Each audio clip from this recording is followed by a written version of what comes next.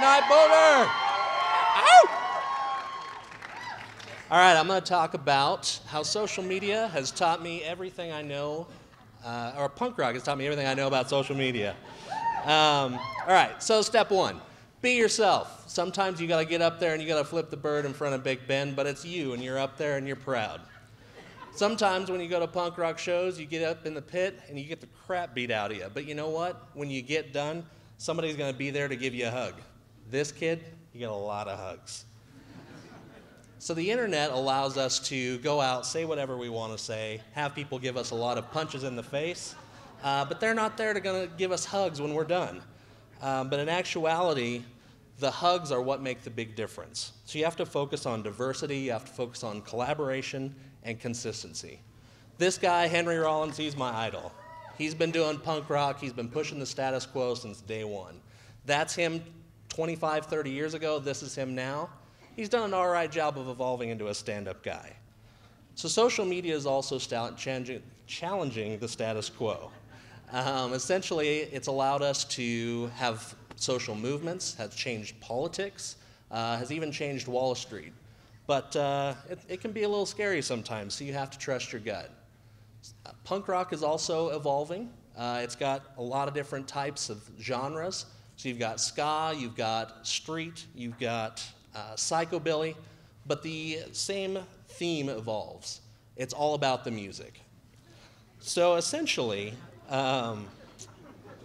social media is evolving as well. You've got, your brand advocates, you've got Facebook, you've got Twitter. It doesn't matter where you're sharing that message at. The picture's pretty awesome regardless. So when you talk about collaboration, these 4 bands have been founded by the same 2 dudes. They're in different genres. They're all punk rock. But the key element is they all are doing things that they love. And they've branched out, they've collaborated, and made awesome things. The internet works the same way, right? As long as you're following your passion, like Christian said, you follow your bliss, you do what you love, magic's going to happen, regardless of the social platform that you're posting to. So essentially, you have to have a consistent message, right?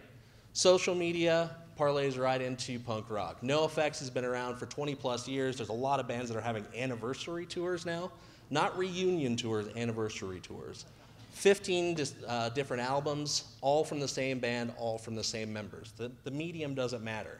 We're going to see Friendster, we're going to see MySpace, we're going to see Facebook, we're going to see Google+.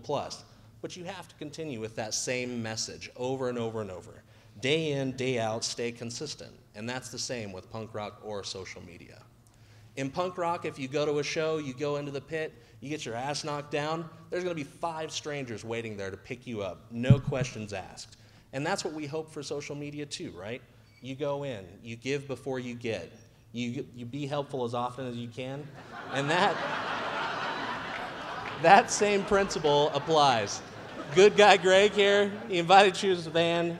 He actually had candy in his van. What a stand-up guy. All right, so punk rock can be predictable, right? Unpredictable. We're talking about being in the pit. We're talking about getting knocked down. It's an exhilarating rush. But again, you'll be flying along, no questions asked. You get knocked on your ass, somebody's going to pick you up. It's risk versus reward. So you have to put yourself out there. You have to take that leap. You have to get into the pit to make something magical happen. Come out there. It's like being at Ignite, being scared shitless in front of 800 people where you know most of them. But if you go up there, you take that risk, you're going to come out ahead. Chances are the big guy who knocked you on your ass in the pit is the first guy to give you a high five or a hug after the song is over.